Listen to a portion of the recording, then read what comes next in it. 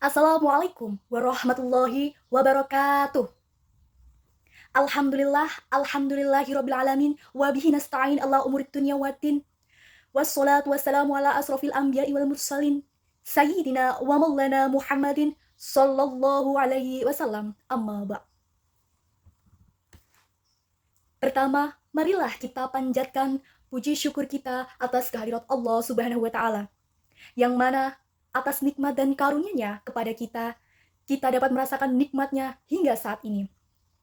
Kedua kalinya, selawat beriring salam senantiasa tercurahkan kepada baginda Nabi besar kita, Nabiullah Nabi Muhammad Sallallahu Alaihi Wasallam, yang telah membawa kita dari zaman kegelapan menuju zaman yang terang benderang ini. Hadirin yang dirahmati oleh Allah Subhanahu wa Ta'ala, pada kesempatan kali ini bukan satu dua hal saya membuat video ceramah ini. Tujuannya dibuat video ceramah ini yang pertama, sebagai tugas praktik ibadah 3 dengan dosen pengampu Bapak Jainuddin Syukron ME. Kedua, sebagai bahan pembelajaran.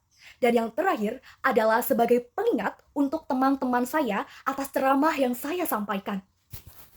Sebelum saya masuk ke dalam ceramah, izinkan saya memperkenalkan diri saya selaku calon ustazah. Amin Allahumma amin. Nama saya Dera Meliana dengan NIM 231420043. Saya dari kelas Perbankan Syariah 3B.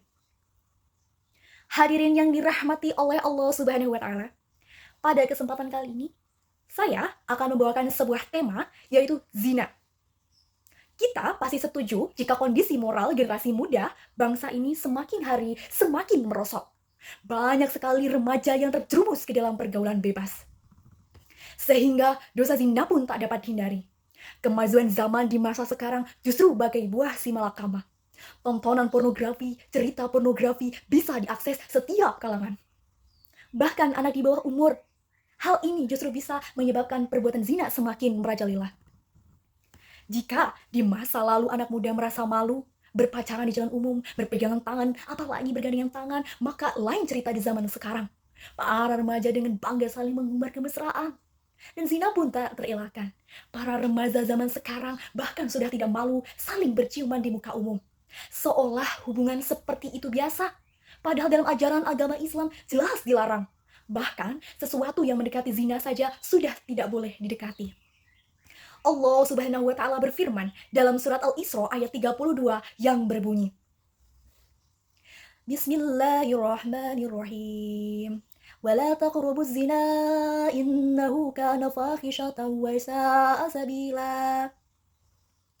Yang artinya, dan janganlah kamu mendekati zina, sesungguhnya zina adalah suatu perbuatan yang keji dan suatu jalan yang buruk. Quran surat Al-Isra ayat 32. Di sini jelas sekali, dekat saja tidak boleh, apalagi melakukannya. Namun, lihatlah fenomena dan fakta di lapangan. Banyak sekali remaja yang terpaksa menikah muda dikarenakan hamil di luar nikah. Sungguh bahaya zina ini nyata adanya. Na'udzubillah, tsumma na'udzubillah, teman-teman, saudaraku. Para remaja yang pikirannya belum matang harus melahirkan dan mengurus anak. Bahkan si ayah bayi tersebut masih sekolah, belum mempunyai pekerjaan. Selain mendapat dosa dari zina, mereka juga harus menerima berbagai konsekuensi dari perbuatannya. Hadirin yang dirahmati oleh Allah Subhanahu wa Ta'ala, yuk, mulai sekarang kita perkuat fondasi pertahanan kita dengan pendidikan agama, moral, dan pendidikan karakter. Hadirin yang dirahmati oleh Allah Subhanahu wa Ta'ala, lantas bagaimana caranya agar kita bisa menghindari zina? Setidaknya ada 5 cara yang dapat dicoba dan diamalkan dalam kehidupan sehari-hari. Pertama, dengan menjaga pandangan, khususnya terhadap hal-hal yang memunculkan dosa. Bukan saja menjaga pandangan dari lawan jenis, tetapi menjaga pandangan dari hal-hal yang bisa mendorong kita dari berbuat dosa. Kedua, dengan memperkuat iman. Caranya yakni dengan menjaga ibadah seperti sholat wajib dan mengaji. Berikutnya, sibuk dengan kegiatan yang positif. Hasrat untuk berbuat dosa biasanya terjadi karena manusia mempunyai banyak waktu luang. Jika kita sibuk dengan bekerja atau belajar, kita tak punya waktu untuk melakukan zina. Keempat, dengan menjaga pergaulan. Dewasa ini pergaulan anak muda, banyak sekali yang melewati batas. Oleh sebab itu, kiranya kita harus bisa menjaga pergaulan kita agar tidak terjerumus dengan dosa besar. Kelima, berdoa kepada Allah Subhanahu wa Ta'ala setelah kita berikhtiar maksimal. Selanjutnya, berdoalah kepada Allah supaya kita dihindarkan dari perbuatan dosa. 5 hal tersebut sangat bisa diharapkan dan bisa membantu kita terhindar dari zina. Mungkin itulah ceramah singkat tentang zina yang bisa saya sampaikan. Semoga ada manfaatnya, kurang dan lebihnya mohon maaf yang sebesar-besarnya.